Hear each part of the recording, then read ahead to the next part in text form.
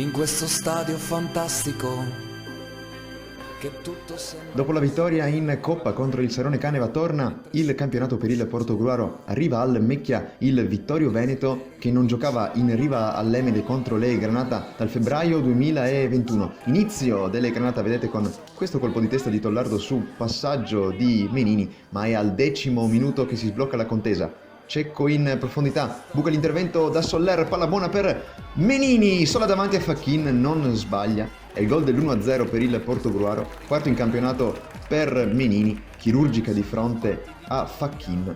E dunque Porto in vantaggio con questa rete. Risposta vittoriese al 17°, Modolo controlla in area e conclude.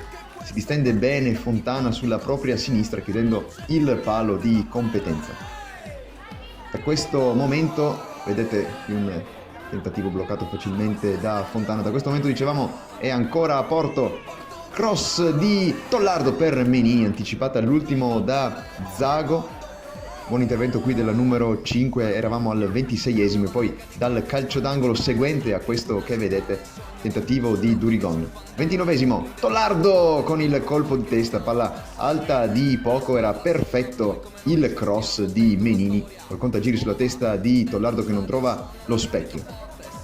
In chiusura di frazione vedete qui una potenziale occasione con Sardon per il Vittorio Veneto che però non concretizza. Con le immagini di Gabriele Zoni andiamo nella ripresa, 60 secondi e subito Modolo si invola a sinistro che si spegne sul fondo. La buona posizione in Modolo, più un passaggio che un tiro però il suo.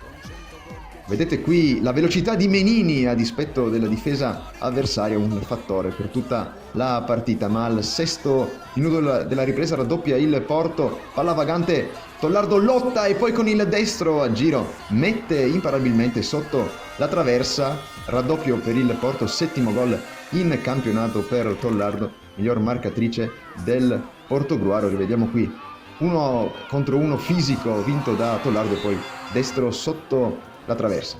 Ancora Porto però al 10° da Menini, il tiro dalla parte destra dell'area, palla che sbatte sul palo, probabilmente non ci sarebbe arrivata Fachin.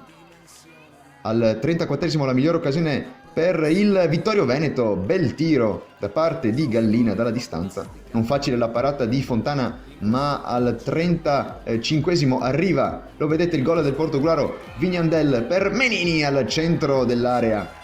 Infallibile Menini, non poteva farci nulla neanche stavolta Fachin, tiro a mezza altezza ma fortissimo della numero 10, doppietta per lei, quinto gol in campionato. Nel frattempo nelle file del Portogruaro era entrata anche Circosta, nuovo acquisto ufficializzato in settimana.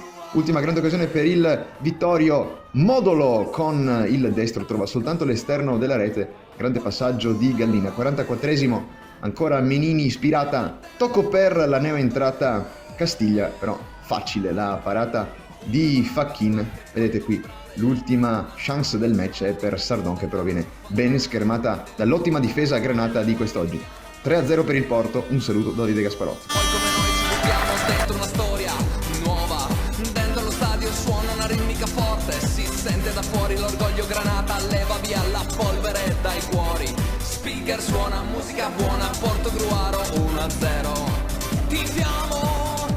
Chiudiamo con il Portogruaro calcio femminile che si è imposto per 3-0 domenica scorsa al Mecchia sul Permac Vittorio Veneto. Anche una doppia punta a volte può non dispiacere, come è nel caso appunto dell'ultima gara che ha visto davanti Tollardo e Menini, quest'ultima che mette a segno 2 reti, garantendo così la vittoria alle Granata.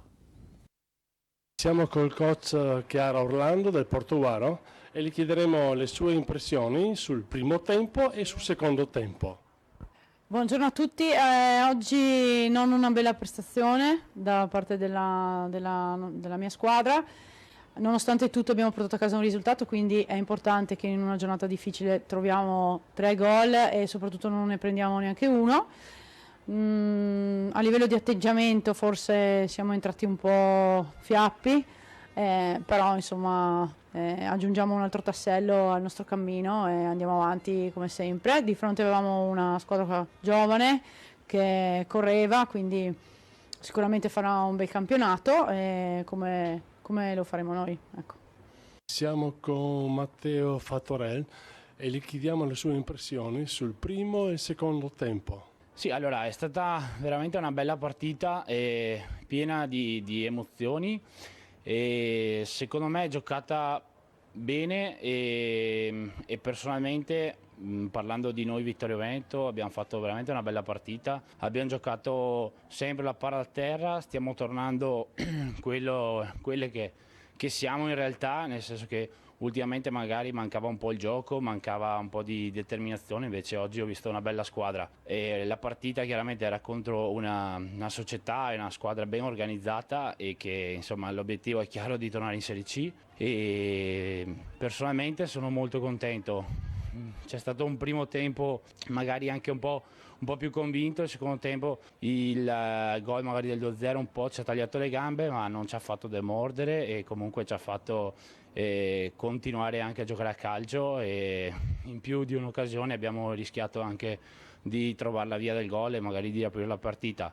E questa partita è stata davvero è stata importante per noi perché comunque volevamo capire a che punto siamo del percorso, perché siamo appunto ripartiti con tutto il nostro settore giovanile e contro una corazzata, ma siamo veramente a buon punto e il nostro lavoro di 40 anni continua veramente molto bene, quindi siamo orgogliosi e sicuramente verso fine anno vedremo i grandi frutti.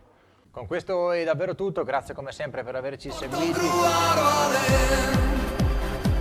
In questo stadio fantastico, dove i sogni si avverano, con 100 gol che ci uniscono, e i nostri cori che esplodono in mezzo alla curva, fanno un gol più veloce del vento. Con questo porto fantastico posso toccare